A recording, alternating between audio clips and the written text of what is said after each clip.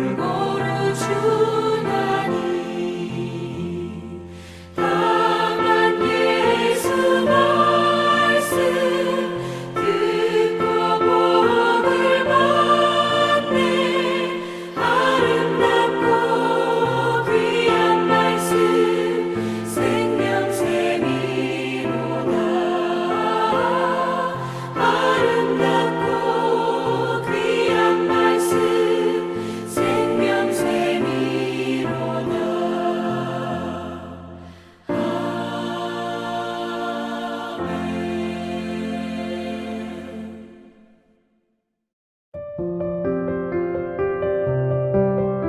또 이끌고 예루살렘으로 가서 성전 꼭대기에 세우고 이르되 내가 만일 하나님의 아들이여든 여기서 뛰어내리라.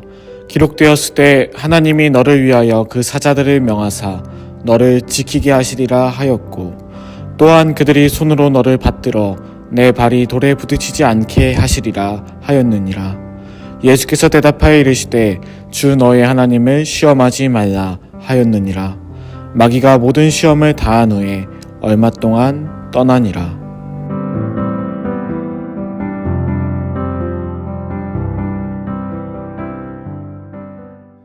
좋은 아침입니다. 이번 주는 누가복음 4장 1에서 13절을 같이 살펴보고 있습니다. 복습 차원에서 간략하게 말씀드리자면 먼저 마귀는 우리의 결핍을 이용하여 시험합니다. 우리의 결핍을 집중하게 해서 하나님의 나라의 백성이라는 그 정체성을 잃어가게 합니다. 또한 마귀는 우리가 착각할 만한 것들을 보여줍니다. 우리에게 세상의 화려한 것들을 보여주며 그것들이 최고인 것처럼 우리를 착각 속에 빠지게 두고는 합니다. 오늘은 마지막 세 번째 시험에 대하여 살펴보겠습니다. 오늘의 주제는 마귀는 하나님의 말씀으로도 우리를 시험할 수 있다는 겁니다. 첫 번째와 두 번째 시험 모두 예수님께서는 말씀을 통해 이겨내셨습니다. 그러자 마귀가 이번에는 말씀으로 예수님을 시험합니다. 성전 꼭대기로 올라가서 예수님 보고 뛰어내려 보라 합니다. 그 이유는 하나님의 말씀대로라면 하나님이 천사들을 보내어 예수님을 지키실 것이었기 때문입니다. 마귀가 말한 것은 실제로 성경에 있는 말씀입니다. 마귀가 인용한 시편 91편 11, 12절을 보면 이렇게 나와 있습니다. 그가 너를 위하여 그의 천사들을 명령하사 내 모든 길에서 너를 지키게 하심이라. 그들이 그들의 손으로 너를 붙들어 발이 돌에 부딪히지 아니하게 하리로다. 자신의 시험을 말씀으로 이겨내시자 마귀는 이번에는 말씀으로 시험합니다. 뛰어내리라는 게 중요한 게 아니라 하나님께서 과연 그 말씀대로 행동하시는지 보자 하는 겁니다. 오늘 본문 10에서 11절을 보시면 그래서 주어가 하나님으로 되어 있습니다. 하나님이 너를 지키실 것인가? 하나님이 돌에 부딪히지 않게 하실 것인가? 실제로 마귀는 하나님의 말씀을 가지고 시험했던 적이 있습니다. 창세기 3장을 보면 아담과 하와를 시험했던 마귀는 뜬금없는 말로 선악과를 먹도록 유도하지 않았습니다. 마귀는 하나님이 정말로 나무 열매를 먹지 말라고 하시더냐 하면서 말씀을 이용하여 시험했습니다. 창세기 3장에서 마귀의 시험을 통과하지 못한 이유는 아담과 하와보다 뱀이 하나님의 말씀을 더 정확히 알고 있었다는 점에 있습니다. 아담과 하와가 먹으면 죽는다 라고 말하지 못하니까 뱀은 바로 그 타이밍을 노려서 말씀을 왜곡하여 기억되도록 만들어버린 겁니다. 말씀을 악용해서 무너뜨리는 거죠. 오늘 본문도 마찬가지입니다. 마귀가 인용한 시편 91편은 환난 가운데 있는 자를 격려하고 위로하기 위해 지어진 시입니다.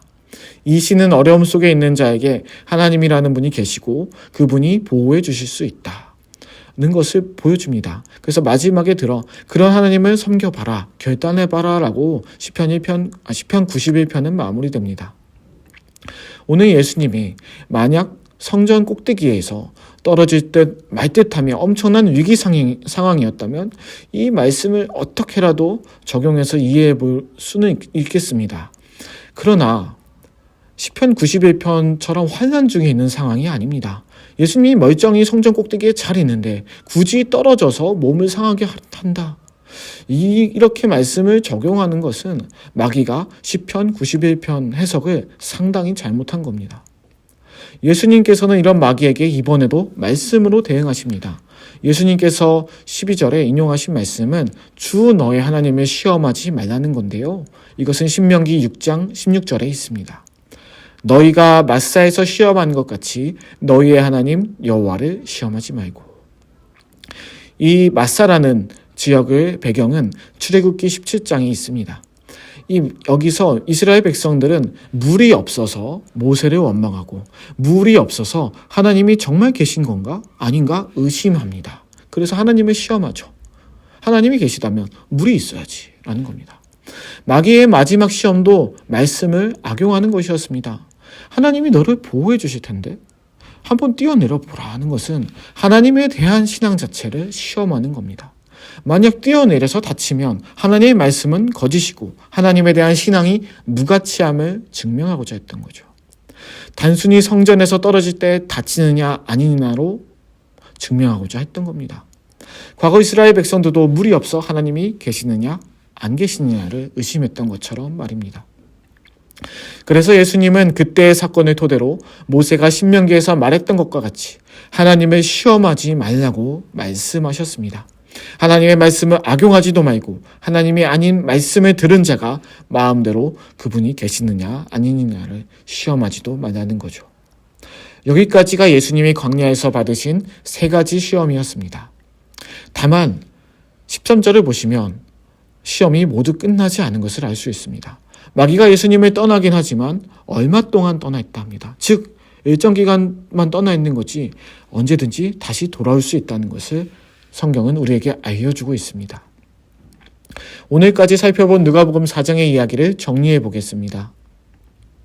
하나님을 믿고 사는 사람들에게도 언제나 시험은 찾아옵니다. 특별히 오늘 본문처럼 말씀을 악용하여 시험 들게 할 때가 있습니다. 따라서 우리는 말씀을 정확히 알고 기억하는 것이 중요합니다. 이를 위해 말씀을 사모하고 마음에 새기려는 마음을 가지고 늘 말씀 앞에 나아오시길 원합니다.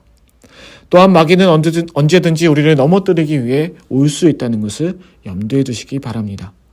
사실 오늘까지 살펴본 마귀의 3가지 시험 모두 구약의 인물들이 넘어졌던 시험들입니다. 결핍의 정체성을 잃어버리는가 하면 착각 속에 하나님이 아닌 다른 신을 섬기고자 했고 말씀을 제대로 기억하지 못하다가 사단에게 속아 넘어졌기 때문입니다. 그리고 이 사단은 오늘 우리에게도 이렇게 시험하고 있습니다. 우리가 믿음의 동역자들과 함께 예배하고 기도하며 말씀으로 이겨낼 때도 있지만 마귀는 그러면 잠시 떠나겠지만 또 우리를 흔들려고 올 것입니다. 우리의 하루에도 여러 번 혹은 인생 전체에 마귀의 시험들이 준비되어 있다고 볼 수 있죠. 하나님을 믿는다고 저 사람은 하나님을 믿는구나 무섭다 떨면서 도망가는 게 아니라 오히려 하나님의 자녀에서 그냥 먹고 살다가 죽게 될 자로 전락시키려고 할 것입니다. 그래서 늘 말씀을 사모하는 마음이 필요합니다. 바울이 말한 믿음의 전신갑주에도 방어구들이 있지만 유일하게 무기가 있었습니다. 그 무기는 성령의 검 말씀이었습니다. 우리에게 주신 말씀을 통해 우리의 삶 속에서 마주하게 될 시험들에서 넉넉히 승리하시는 모두가 되길 원합니다. 기도하시겠습니다. 예수님께서는 말씀으로 구약의 사람들이 넘어졌던 시험들을 통과하셨습니다. 오늘날 우리에게도 우리가 읽고 듣고 깨달을 수 있는 말씀이 은혜 가운데 주어졌습니다. 우리가 공동체 안에서 올바로 말씀을 배워나가게 하옵시고 은혜 가운데 나누게 하옵시고 말씀의 힘으로 인생의 역경들을 이겨낼 수 있도록 하여 주옵소서. 예수님의 이름으로 기도드립니다. 아멘.